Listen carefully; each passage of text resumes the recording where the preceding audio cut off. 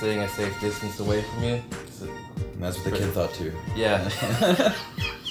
Fucking stop. So this is Mitch Grondin, the very deep voice stylings of Mitch Grondin. 18 years old, and that's how he tricks people. Yep. You know, I don't know. When I was 18 years old, I started too. You're a fucking beast. I'm not just saying that because you're a guest right now, but you actually are a beast. It's like kind of a little overweight. That's why I says that. Hey man, that's what you can relate to. Before we start the podcast though, just want to remind everybody the special Roll With It's going to be coming out very, very soon. It's going to be on my website, davesqueakywheels.com, $10. It was recorded actually a day after my birthday at the Theater Windsor. Very, very nice theater. Awesome crowd. We had a fucking awesome time.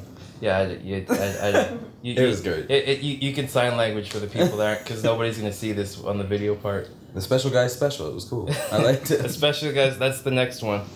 The next one with Tiny Tim. So, yeah, so check it out. The special's called Roll With It. I'm in it. Mitch isn't, but I think I'm going to have him in my next one. He's really coming up. Oh. This guy writes like a billion jokes a day. Literally a billion jokes a day. He's like a machine. Tim Bailey was in it. Johnny P. Who else was in it? Cam Adamson. And Mike Jeter, who you saw on the last show. Chocolate Bear Hug. My illegitimate father. Your illegitimate father, the father. Yeah, father. If that guy was like really my father, he would have probably had to like have sex with 90 white women. And then they'd all have to get together and have sex just to have me. He'd have to spread his black seed over 90 people. That's how black he is. That's called slavery. So, anyways, check out the special. It's called Roll With It. Mitch Grondin on the Squeaky Unclean podcast. Check it out. Here we go. Here we go. If you're seeing this now, this is not a repeat. I'm actually showing the poster again. What's up? Hey guys. Squeaky Unclean podcast. How's it going? This is episode number 6. Like I said, we got Mitch Grondin here, chilling in the studio. You have a show on WIRD radio. WDIR, yeah, Windsor Detroit Internet Radio. It's just taking off actually right now. It's a new internet radio station that Windsor and Detroit are doing, and I do 2 shows. I have Mystery Mornings with Mitch on Wednesday mornings from 9 to 10. If you like aliens and ghosts and being freaked out, I talk about all that kind of stuff. Yeah. And then I host the Cross Border Comedy Show on Wednesday nights and Thursday nights, 11 to 12. Cross border. I've never I heard that. I heard the guy say like sort of what it is like. What's the basic synopsis of it? Take comics from Detroit, comics from Windsor. You know what I mean? And then we put them on there. Take Canadian comics and American comics, compare them.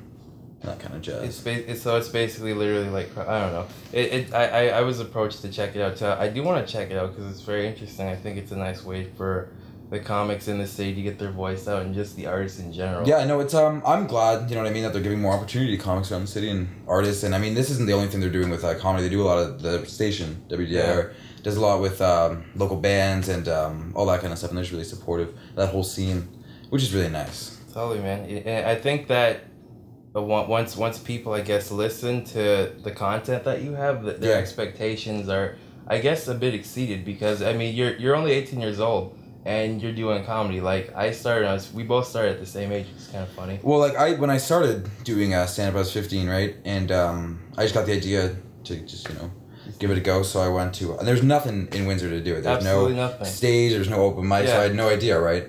So I thought like big city.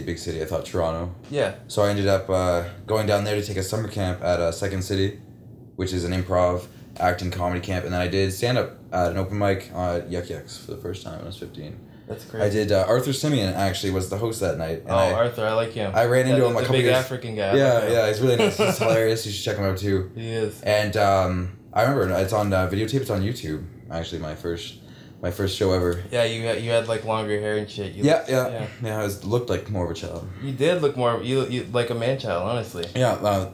Looked like the people I'm interested in. That's Oh man, I know. I like your joke about your sister or whatever, and people. The best part is you don't reveal that it's about like incest until later, and it's not even really. You gotta be careful when you're doing the incest jokes because honestly, it's a hit and miss. Just like your just parents. like my parents. Yeah, I know your fucking jokes. It's not fair. My set. The 5 good jokes I've written. No, it's crazy too. Like I've spoken before about doing comedy in Windsor and stuff, and just. I even mentioned expectations. I think that kind of relates to being disabled because I feel like a lot of people have expectations of you, and it's easy for people to label you because, like I said, you're 18 years old. Most for me, I get a break up front because I'm so young, right? A lot of times I'll meet other comics or I'll meet the crowd and they'll be like, oh, even if he's not that funny, like he's only a kid, you know what I mean? Yeah. So just by being like mediocrely funny, like decently funny, people are already like, whoa. Yeah. You know, same for you because people probably meet you and go, can this guy even talk? I know. I know, honestly. And you rock the mic, you know? Yeah, no, and I think that's what it's about too, man, because I spoke about this with a friend the other day, and it really kind of stuck with me because I never even thought of it this way. I feel like society kind of looks at disabled people from, like, almost like how a mother of a disabled child looks at their child, because... They try to toss it off a cliff? No. That too. No, it's just like, I don't know, man, there's like a lot of mix of emotions, you know, because it's like there's... The mother might feel like, you know, it's something I did, and like lame. Like I remember even when my mother had me, like it was in Jamaica, right? So people like to talk and people like to say shit, you know what I mean? So there's a lot of stuff like that. But I almost feel like they're not showing the other perspective, which is from the person themselves. You know what I mean? From the actual individual, which I think is more important because you're getting secondhand information that oftentimes is bullshit. You know what I mean? So you're Jamaican? Yeah. Are you really from Jamaica? I actually am. My dad's half East Indian, half Jamaican. But why do I have to buy you weed? I don't know. That should not work like that. I had no idea I've been chilling with a Jamaican guy this whole fucking time. Oh, I blend in very well. I'm everything, dude. Seriously. I even got some Irish and Scottish. People don't believe that. One of my great uncles had red hair and shit. Oh yeah. Seriously. So you got that fire crush going on down there, man? Unfortunately not. That'd be such an odd combination with the rest of you. It wouldn't help you at all. I know, honestly, that's not even like a disability. It would just be like a very odd combination, like some circus shit. I wouldn't even know what it looked like. If you had like a laser pointer and you pointed into a black room, that's what it looked like. Oh man. No, I know, and like I said, it's just, you know, even with performing with a disability, I think that kind of helps get rid of some of the stigma too. Yeah.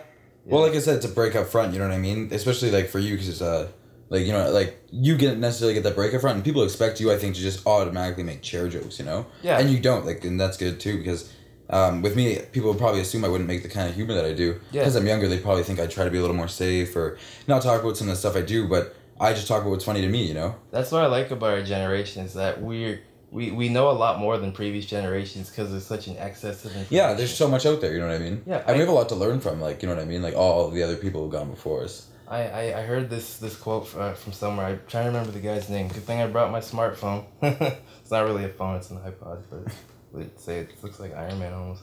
It's the guy's name is Mishu Kaiku. And I'm trying to quote verbatim. I don't remember everything he said. I was only half listening, but he said something like, "There's aspects of our society that show that we're heading to like a higher point of evolution." You know what I mean? He said, "So we could have like."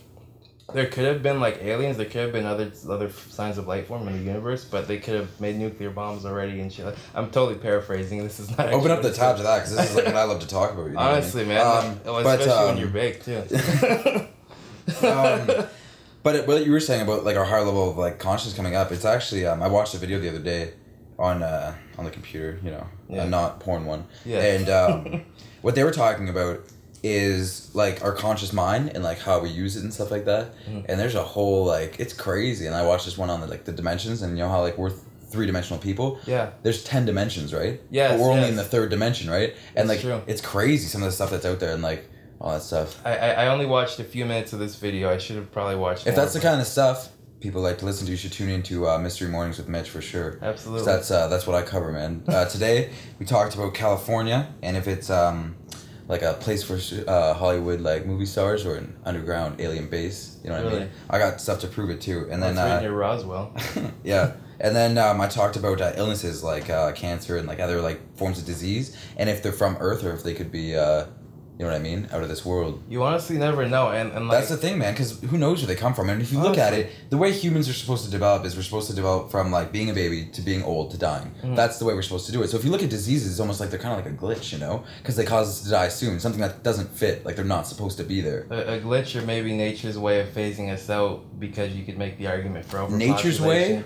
or aliens' way of controlling the population. It's the truth. People are gonna watch this and just think I'm insane. I know, but you know, it doesn't matter, man. That's what's good about doing it on the radio is nobody can see my face. I'm not ashamed to say any of it. I come on here and I know, but it's good to ask questions. I mean, that's what I liked about this Mishu Keiko guy. Like, he's also, most people know him. He's actually pretty popular. He's a physicist from New York, and he does stuff like that. But he also said that people are born scientists, that we're born questioning things, and that we're born. I don't think so, because then I wouldn't have failed grade 9 science. I probably would have passed. A scientist could have aced that course, problem. The only reason why I passed bio is because my teacher was really hot. So I was very interested in biology. And your class was on the second floor, and she felt bad for you. It was. She made me climb up steps, but I will climb for pussy. I don't care. That's how guys are. Don't you always have to do that to get your chair? That's how it worked for you. That's a bit. Fuck. Yeah, really. Write it down. No, I know. That's the thing, man. Like, I find that's true. You know, especially with our consciousness as well. I think that's how we're gonna adapt. Yeah. No, I definitely think we're heading for. Hopefully bigger and better things. We can always hope, but like what he also said is that there are other aspects that show us that we're living in a very theological standpoint. Like if you talk about like he used the example of terrorism, like they're operating from like a theological and somewhat savagery standpoint, as if you don't believe in what I believe in, fuck you. You know what I mean? Mm-hmm. And I find that people are like that too, because it doesn't matter what issue you bring up, people always personalize it and they always internalize it. Like when I talk about disabilities or race or whatever the fuck, you know, because I don't talk to people, but whenever I do, it's usually about serious shit. Because they always say you never bring up politics or religion, but that's the first thing I bring up, which is probably why I don't go on many dates. But see, what we're talking about right now is like, yeah. Like, you know what I mean? Like, this is the kind of stuff that if there's any comics out there watching that we try to write about, you know, we try to write about like the really obscure things, like stuff that nobody's gonna want to write about, you know what I mean? Yeah. Because that's some people say it's just shock comedy. You're trying to shock people. Because sure, I make jokes about like abortion and like you know incest and like if you do it in a way though where I'm making fun of myself, you know what I mean? Mm-hmm. Then it's done. If you can do it smartly, then it's not shock comedy. You know what I mean? It's Absolutely. Clever writing. It's clever humor. And I think that no comic ever leaves the house or ever goes up on stage and says, "Oh, I'm just gonna go up and offend them and fuck them." Like, that's not what we're doing. No. Seriously, that's what I hate. Like, I can't stand even the thought of hecklers, right? And like a lot of comedians will say that they were the class clown in high school, right? But I started doing comedy when I was in grade 10. Yeah. So right then I was like, I can't make fun of this teacher. Like, I see what he's doing now. The second I did comedy, I had so much more respect for him because I'm like, they're in front of an audience, even if it is a class. Mm-hmm. But think about it, like you want to go in front of a bunch of rowdy teenagers in the middle of the morning and tell jokes? That would suck, right? So imagine trying to teach them stuff they don't even want to learn. That's why I was always really quiet in class, and I just had a new respect, and like, you know what I mean? I've met other comedians like, oh, how'd you start? Were you like a class clown? I'm like, no, man. No. That's not me, because like, you know, when we go up there, our purpose is to entertain. That's all we're trying to do. And then we get people that won't shut the fuck up. I know, man, like the hippie guy, when Tyler was on last time, we talked about him. Oh, jeez, that was hilarious. The guy with the backpack comes up to this, who squats in front of the stage and like fucking his strings broke. His strings like fell on the floor and he had like 3 strings and he goes up to go play and the MC's like, no, dude, you're not playing. You got like 3 strings, you need 6 strings. That's the kind of guy where you go up and you're like, are you drunk? And he's like, I'm not high. You know what I mean? That's that kind of motherfucker. The downtown guys. Oh my god. No, honestly, it's the truth. Yeah. And I don't know, like I said, I like to bring up that stuff with people because, I was talking about like personalizing it even, because even when I bring up disabilities, people always bring up something that directly affects them. Right. It's like, you know, it's like, oh, I have a brother that's got this and that, or, you know, my aunt broke her leg one time, or she held a fart in too long and it really messed her up and all this stuff. Like, what is it?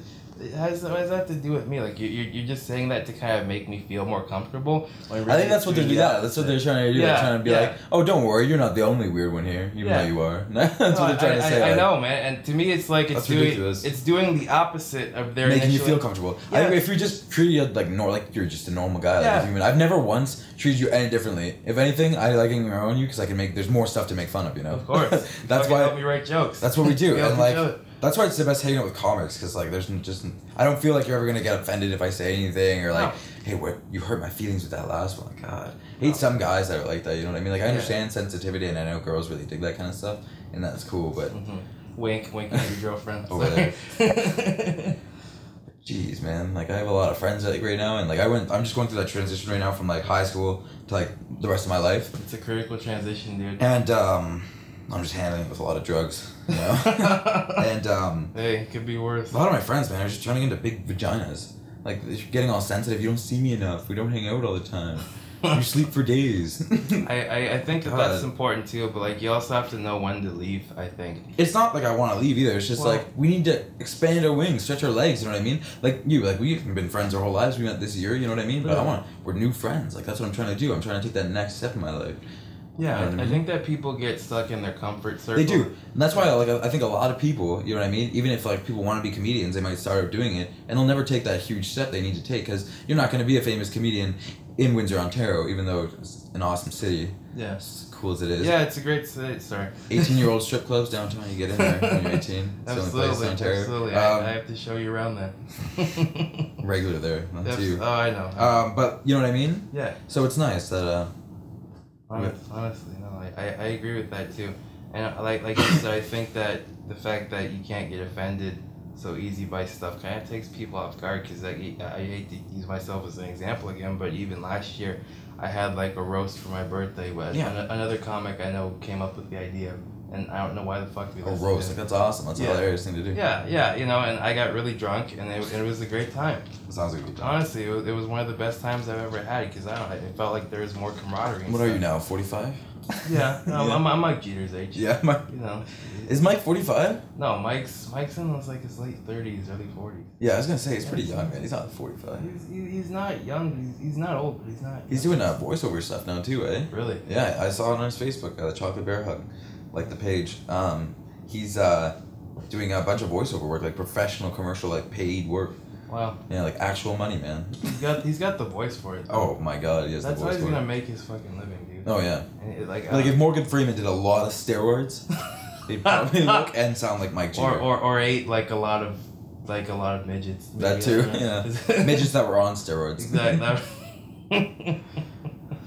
Oh my god, no, it's the truth. It's the truth. Like it's the most fun to me hanging out with comics, and you often hear that cliche. Yeah. I honestly think, because I'm a bit biased, but I think that humor is what's gonna make us evolve. Well, I think if more people would just would joke around and stuff like that, you know, it helps to get a lot of stuff out. Like, you know what I mean? Sometimes I might be making a joke about somebody or something, but I could be actually mad. But I'm just making it in a funny way. You know what I mean? I still get to express myself, get my feelings out there, and everybody had a good laugh over it, as long as you're not offending anybody. Exactly. But that's the thing. If people just didn't get offended so easily, our jobs would be so much better. Oh, dude, Jeez, people just were like, I just want to laugh. Then.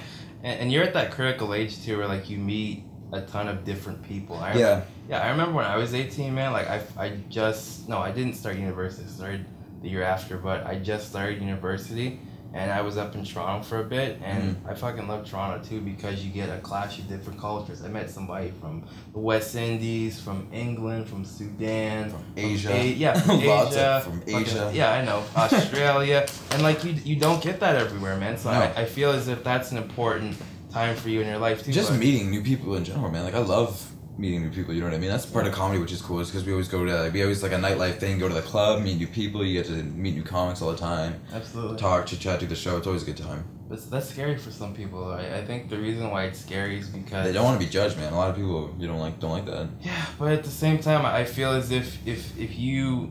The only reason why people don't like to get judged is because they sort of believe what other people believe. If they didn't believe it and if they didn't give a shit, then it wouldn't matter. Well, man, this is just the thing I do, because, like, I have pretty bad stage fright, right? Before going on, like, I shake sometimes on stage, and it's not even like I'm thinking about it. I can't stop it, you know what I mean? It just happens. People ask you the question, oh, you get nervous and that? Like, all the time, and I'm like, I tell them I have stage fright, and they're like, what? But, like, here's the thing I do. This is my trick, is I think, like, I sit down before I go on, and I go, like, this is honestly what I run through my head every time, is I go, why should you be nervous? And I go, oh, in case you mess up. And then I go, why would you mess up? And I go, because I was nervous. Exactly. So if I'm not nervous, I have no reason to be nervous. Absolutely. Right? And I know it sounds confusing, but if you think about it, the reason you're nervous is because you're scared to look stupid in front of you. Well, as a comedian, that's your goal, but you're scared to mess up a joke in front of them, right? You're scared to butcher a line or something like that. But if you're not nervous, then you won't mess up. And you're calm up there, and it's good.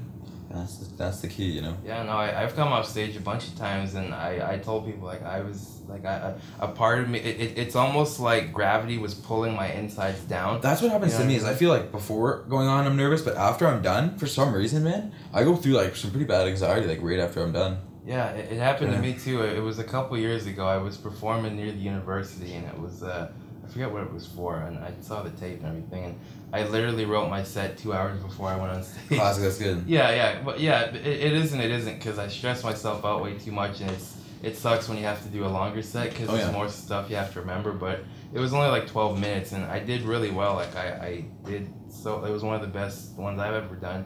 But then when I got off stage, man, it's just like, my mood, my morale just completely took a drop and just descended. And I was talking to another friend. I was like, why did I feel like that? I don't understand why I felt like that. And he said, it's just a performance high. He said, you're coming down off a performance high. It's like when you're coming down off of like a really hard drug or something, or if you're coming down just off of, because you're never going to feel that jovial sense that you feel before, and then reality comes rushing back. I guess like what it could be, it might not be anxiety, because I just get like really bad stomach pains after I'm done. I'm like, ugh, I feel gross for a bit, and then I go outside after I'm done performing, walk around, you know, so I feel good. Yeah. So you got a show coming up on Saturday. Are you watching 8 Mile? Are you getting used to rap battle? Yeah, maybe. Who's the guy from 8 Mile that was the MC, that guy with the dreadlocks? He's the guy who got shot in real life. Mackay Pfeiffer. Yeah. What? Is that it? No. Proof was on there, but Mackay Pfeiffer was the MC that always went to the rap battles. Wait, Mackay Pfeiffer, is that it? Yeah, Mackay Pfeiffer's an actor. Oh. Yeah, Proof's the guy that got shot in real life. That's like, I think he was. Oh, I know that. Yeah, I know that. And Mackay Pfeiffer played Proof. Yeah, Mackay Pfeiffer. Yeah, okay, he played Proof. I got you. Oh, whoa! I thought Mackay Pfeiffer was a girl. I didn't know that was Mackay Pfeiffer. You know, the only way I know that name actually is from that Eminem song. Yes, no Mackay Pfeiffer. Oh my god. The song's like 11 years old. Can you believe that? Yeah. I was 12 when that came out. Were you really? Yes. I don't know 11 minus 15, so I'd tell you my age, but. Yeah, no, I don't know. Like 6, maybe. I'm starting to show my age. Yeah. I'm starting to show my age. No, I got that by accident, actually. My barber runs, I guess I'll give a shout out to the BC guys. Border, it always looks like I'm doing gang signs like this. It's the Border City Battle Club, Windsor and Detroit. They get local rappers from in Windsor and from Detroit. And so I'm going to be opening for those guys, so big shout out to you going to do a rap? I'm actually thinking about it because you should ask Jared to help you out, man. I should. I'll write you up a fresh rhyme. Right? Yeah. No, because like I know I need at least like a month to develop, because I'm like I like, you know, when you're literally fuck around, you rap a little bit. Yeah. And somebody, you know, your friend beatboxes and shit, but it was never anything like serious. I wrote poetry. That's how much, you know, much of a fag I was. So you write vagina raps. Totally. That's pretty much there. The vagina app. Vagina app.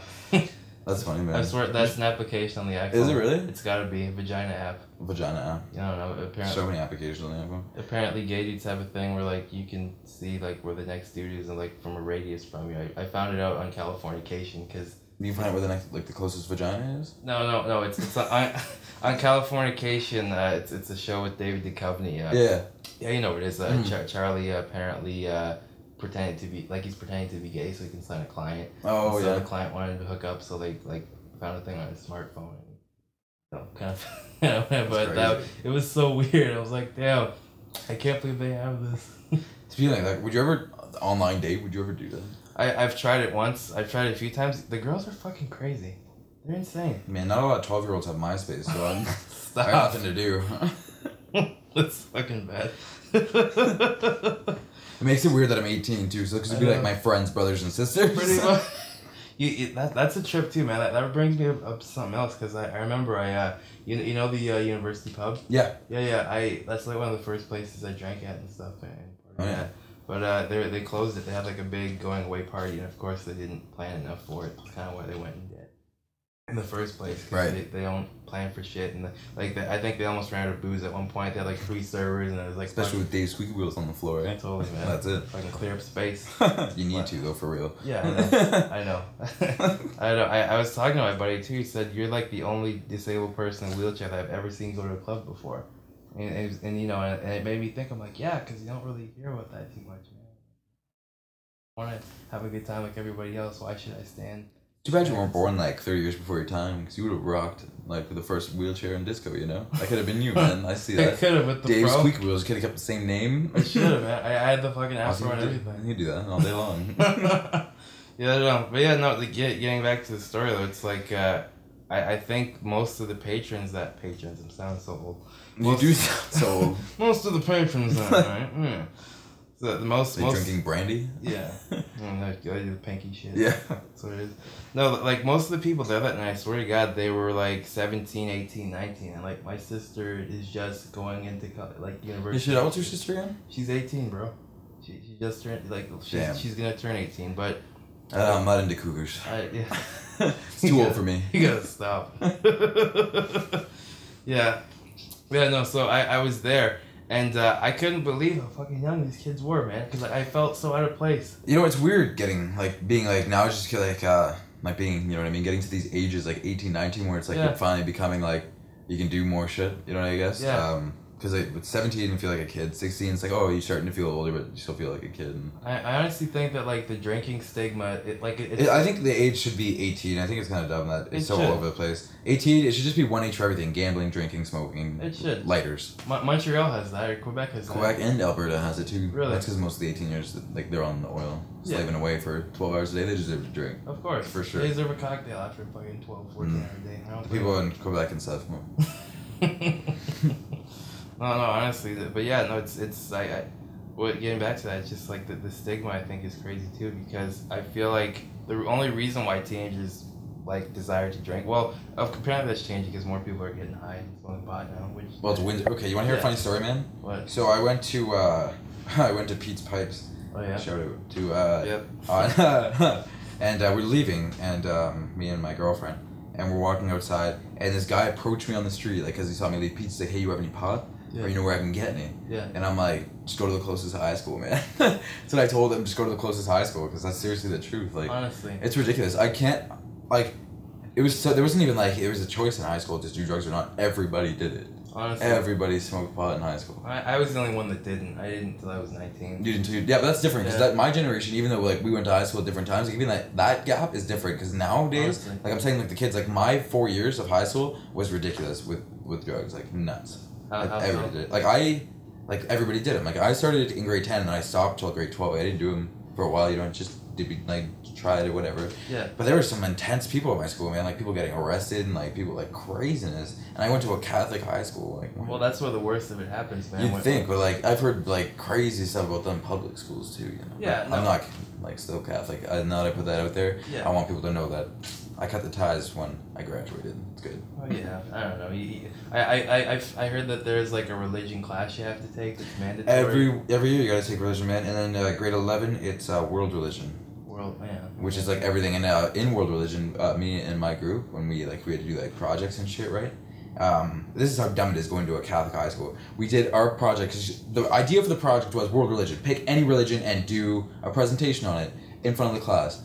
Okay, cool. We and my friends picked ancient aliens, right? Because that's like not a religion, but it's like a start to life idea. And we go do the presentation. Our teacher, the fucking teacher, she's like 40 something. She's sitting in the back of the class, and she stands up, and at the end of the presentation, she goes, "That was good, but this is why I was wrong." And then she pretty much compared it to Christianity and just shut it down. And I was like, "What?" I feel like it's like comparing it to magic. Shut up. I was so dumb. Oh man, going to a Catholic high school is definitely high school in general is just a pain in the ass. Like, it doesn't prepare you for the real world. Oh, I figured that out. In a sense it does, because don't you feel like it's still kind of like high school? Like, people gossip, people talk shit, like, all that stuff still happens, man. The drama never leaves high school. It's ridiculous. Well, because people like teams. People like to separate themselves because it's easy to do. Yeah. You know? I mean, like, I myself, you know, we always find people that we have more in common with, and it's hard to get along with everybody, because some people, it's fucking boring, and, you know, you try to start a conversation, and it just feels like pulling teeth. Yeah. It's like one of the worst things. Yeah, like you go up to some people and you're just like, "Oh, how was your day?" "Oh, it's fine. It's fine." "Oh yeah, yeah, yeah." And then it's like, "Well, I guess this conversation's over." Man, there's so many like people like that can't hold a conversation, or just like too socially awkward with it. You know, I hate the people that when you look at them and you're like, you're going to talk to them, they talk to you, but they don't look at your eyes. You know, so like, let's say the camera is me, right? I'd be looking at my eyes, but they'd be talking to me like this the whole time, but they're talking to me right there. But this is how they're talking. It's the creepiest thing. I think that's our generation, though.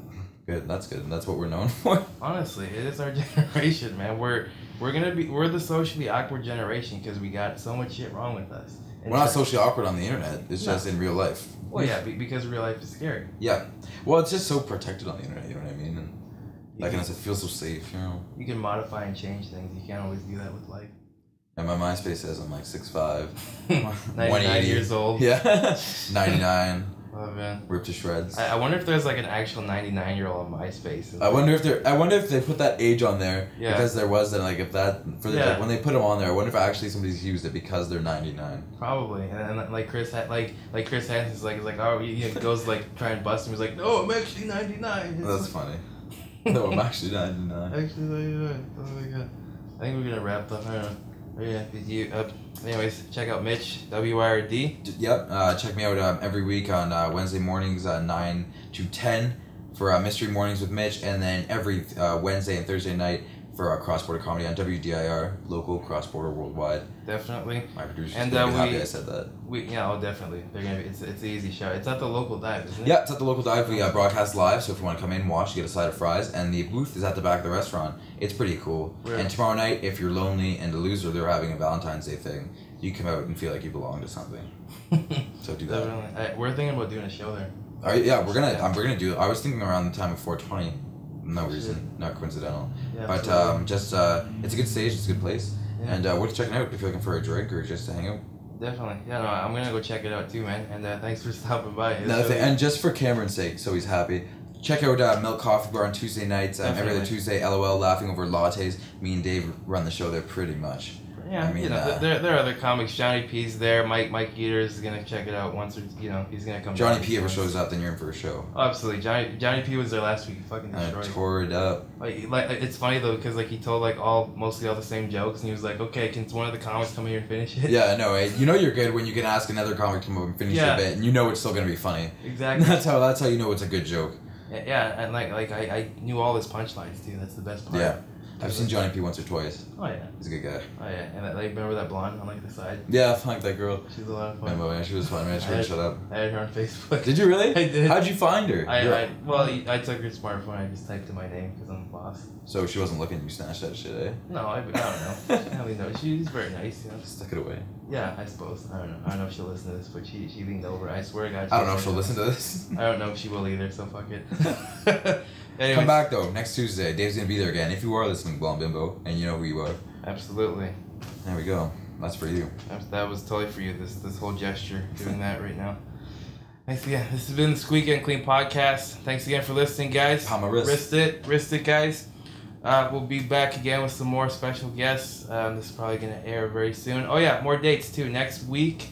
We're gonna be in London. You and I are gonna be in London. That's right. We forgot to hype that show. Oh jeez, that's next week. Yeah, next Saturday, bro. With Tyler and Rob Kemeny, a bunch of other great local comics. That's gonna be awesome. Comedy on the road, playing a theater gig. A fucking theater. Woo! A fucking theater. We're gonna be slamming.